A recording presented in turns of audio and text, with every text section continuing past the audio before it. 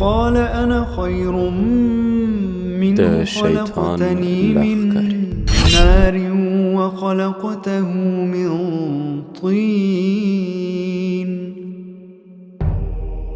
سلامونه د الله سبحانه و تعالی سلامتی رحمت او برکت د پر تاسو وي.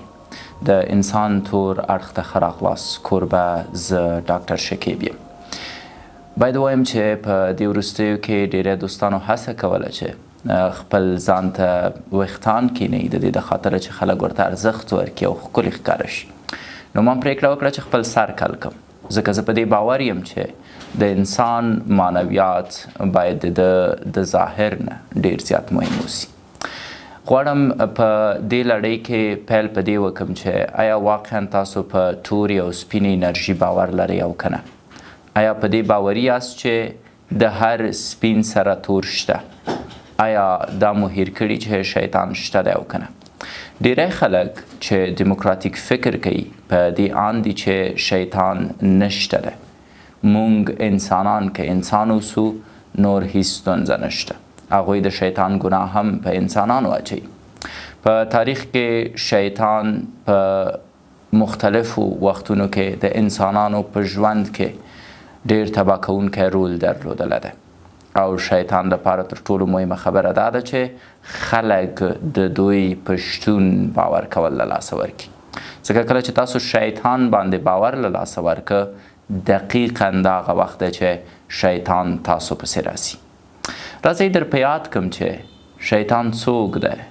افسانه نه ده، دا ریښتینی داستان دی. شیطان له تاسو سره شته. هر فرد یو شیطان لري او که ته خپل شیطان ونه پیژنې ښه انسان نشي جوړېدی. دا شیطان څوک دی؟ آیا ریښتینی وجود لري یا ستاسو وهم او خیال پردازي ده؟ یا هم کیدای شي یو فلسفي پدیده وي.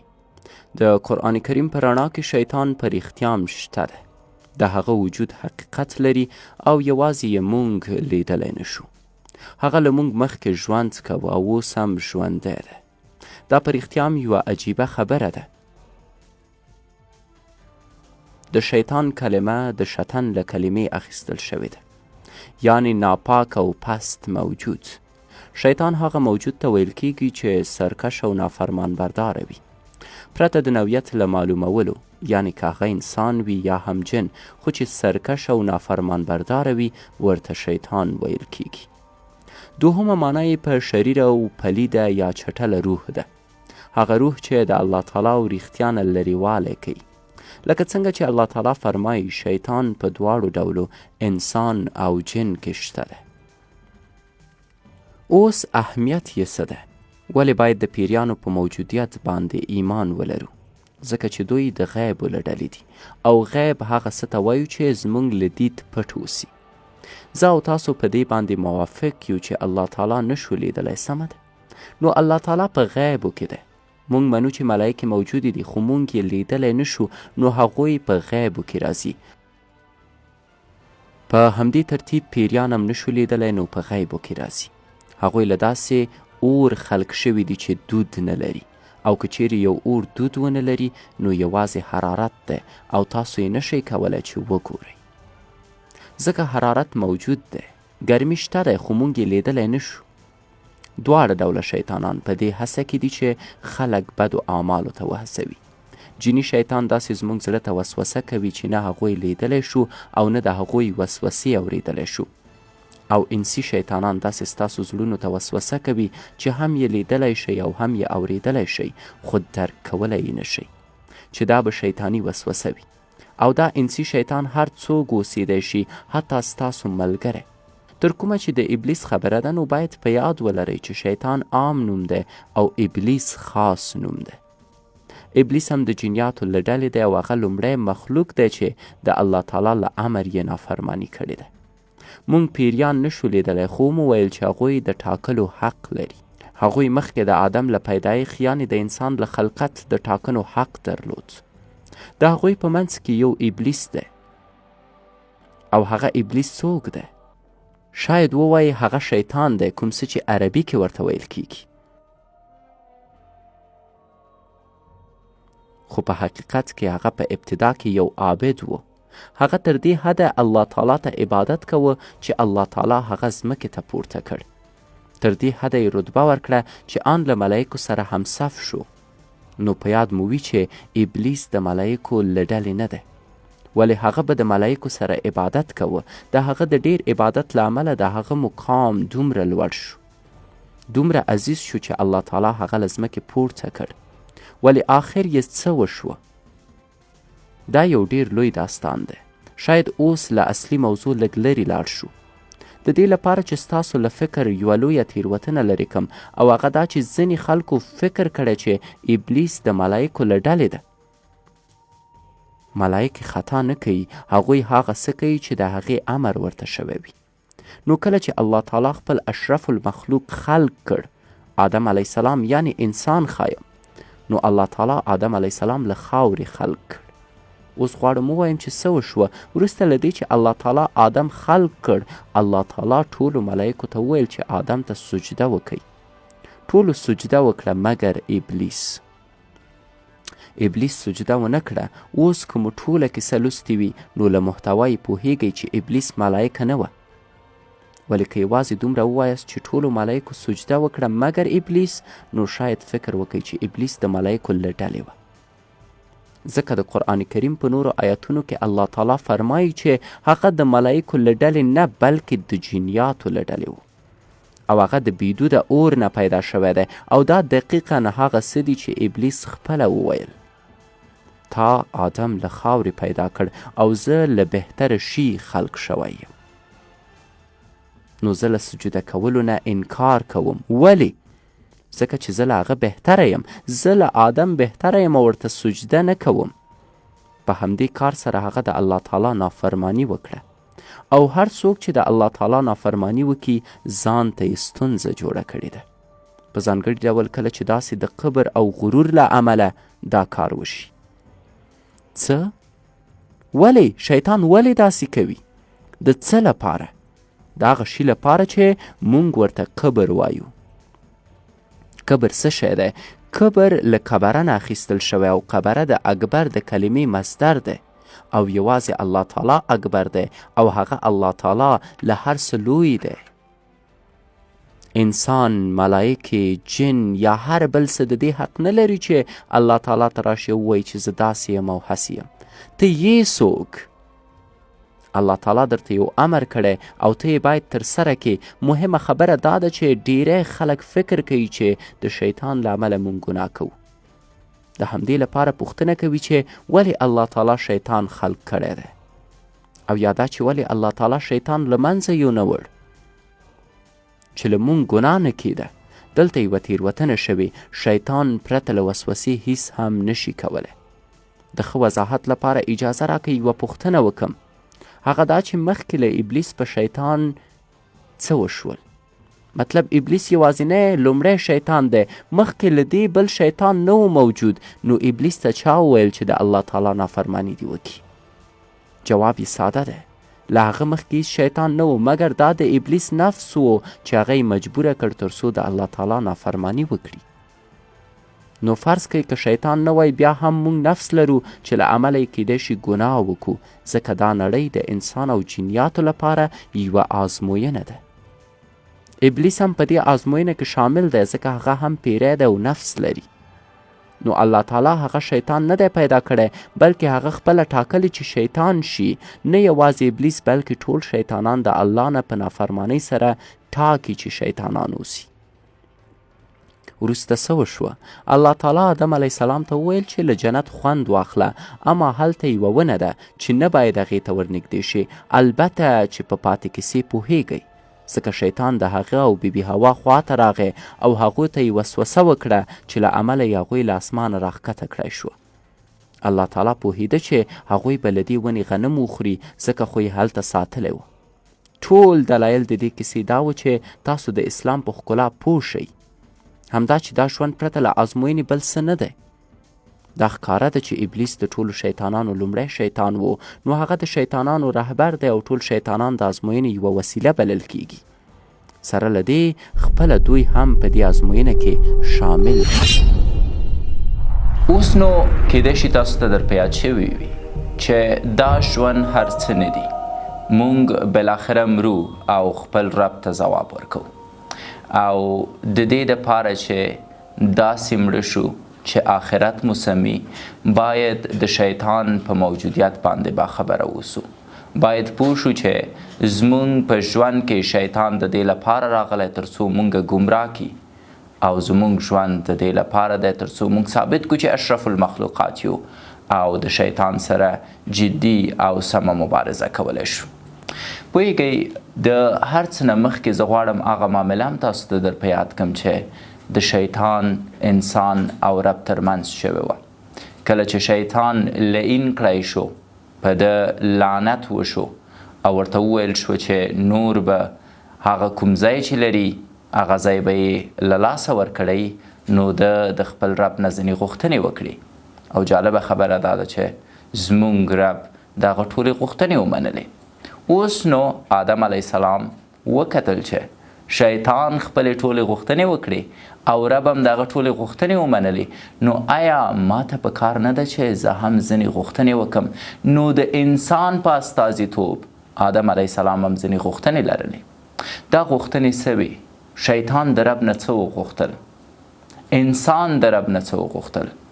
او آیا رب دواړو ته په مساویانه شکل د هغوی د غوښتنو ځواب ورکړ او که نه؟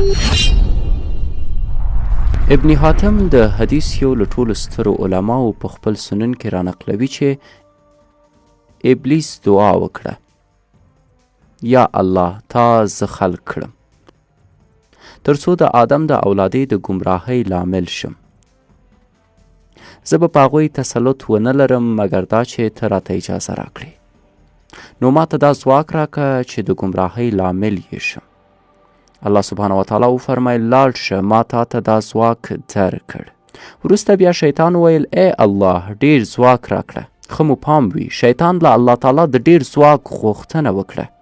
نو الله سبحانه وتعالی وفرمایل هر کله چې د آدم یو اولاد پیدا شو، له هغه سره به یو بل شیطان هم پیدا شي. یعنی د هر انسان لپاره چې په دې نړۍ کې شته دی یو شیطان، قرین شیطان له ځانه سره دی، ځکه الله تعالی شیطان ته د زیږولو اجازه ورکړې ده د دې لپاره چې اولاده یې ډیره وي. یعنی د آدم د هر اولاد سره یو شیطان هم پیدا کیږي. بیا شیطان وویل ای الله له دې ډیر غواړم. الله تعالی ورته ویل چې درته دا چانس درکوم تر څو د وینې په شکل د انسان په رګو کې جریان ولري. نو الله تعالی ورته دا ځواک ورکړ چې زموږ وجود ته دننه شي او په نامعلوم شکل زموږ له افکارو سره لوبه وکړي. د شیطان وسوسه ځینې وخت داسې وي چې فکر کوو زموږ خپل افکار دي، خو اصل کې شیطانی افکار دي چې د شیطان په شرور او وسوسو سره زموږ ذهن کې راګرځي. او بیا هم شیطان وویل له دې هم ډیر غواړم ای الله، او الله تعالی په دې آیت کې بیان وکړ.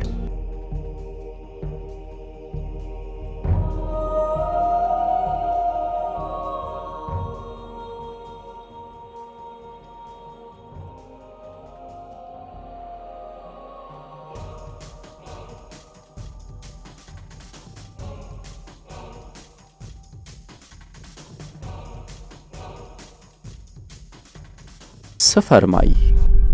ای شیطان خپل ځواک او لښکریان دې متحد کړه، خپل ټول سواره چې د جهنم له اور دي هم را وغواړه او ورسره خپل پیاده شیاطین چې د شیطان اساکر دي راټول که، او لاړ شه حمله یا خپله جګړه د فشر پر ضد پیل که، او په خپلې شیطاني قوې سره په هغوی نفوذ وکړه او تخریب یې کړه، او ورسره د اسمان او ځمکې ژمنې وکړه.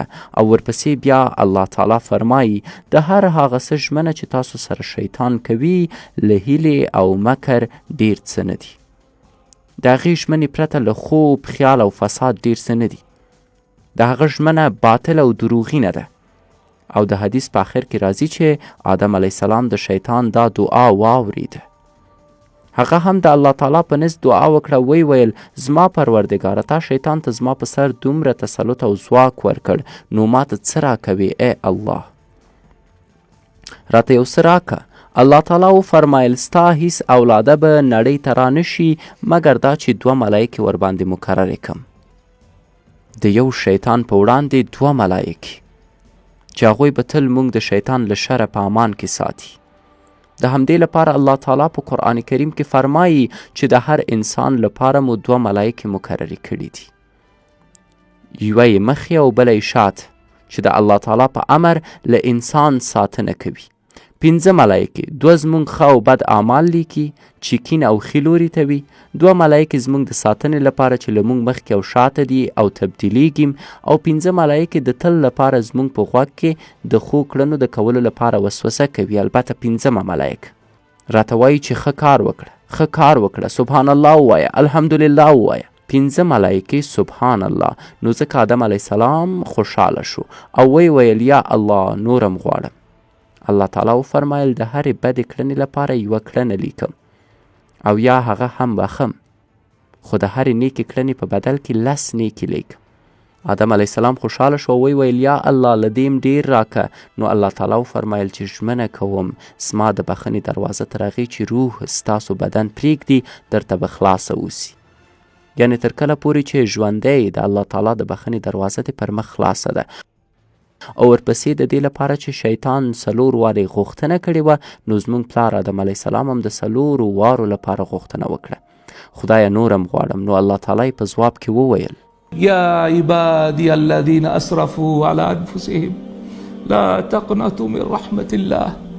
یعنی اصلا مه ناهیله کیږه او هیڅ شک مه کوئ چې الله تعالی موږ سره ډیره مینه لري. هغه تل موږ ته پام کوي، غواړي چې ورسره یو ځای په جنت کې واوسو. هغه اصلا موږ د جزا لپاره نه یو پیدا کړي. د همدې لپاره د آیت زما ډیر زیات خوښیږي. ځینې علماو نه پوښتنه کیږي چې کوم آیت تر ټولو عظیم الشان آیت دی، نو د دوی ځواب و آیت الکرسی. بله پوښتنه دا چې د الله د پیژان لپاره کوم آیت تر ټولو غوره دی، ځواب یې دی د اخلاص صورت چې 2 آیته دي. او بیا پوښتنه ده چې کوم آیت زموږ لپاره ډیره زیاته خوشحالي رابخي. عبادی الذین اسرفوا علی انفسهم لا تقنطوا، do not at all despair of the mercy of Allah. ان الله یغفر الذنوب جميعا. Allah loves to forgive and you forgive every single sin, your past, your future, your present, every single sin. انه هو الغفور الرحیم. Indeed, he is the most forgiving, the most merciful.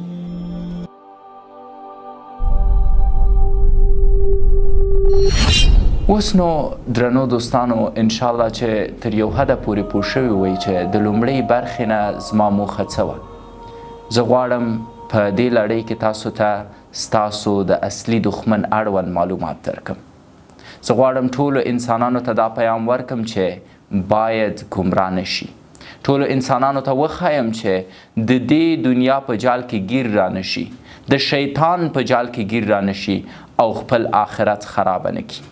پس په یو موضوع باید پوه شئ، مونږ انسانان د آزمایښت لپاره دې نړۍ ته راغلي یو او زمونږ سره یو ښکاره دښمن دی کوم ته چې شیطان وایو. هر انسان د یو شیطان درلودونکی دی چې ورته قرین وایي، اما په داسې حالت کې چې 15 فرښتې د ده د محافظت لپاره دي. پس که چیرته مونږ خپل دښمن وپیژنو او 15 دوستان چې زمونږ سره دي، نو مونږ د خپلو 15 دوستانو نه په استفادې کولی شو د خپل ښکاره دښمن مخنیوی وکړو. دا لړۍ به دوام لري. 2مه برخه به په اصل کې د دې لړۍ اساسي پیل اوسي.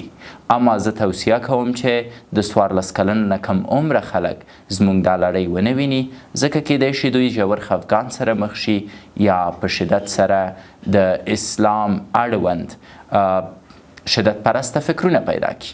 هغوی چې دا لړۍ اوري تر ډیره حده پورې باید د انساني تریخ حقیقت اړوند ځان پوه کړي، تر څو وشي کولی د خپل شیطان سره په رښتیني شکل مبارزه وکړي او ځان په رښتیني شکل وژغوري.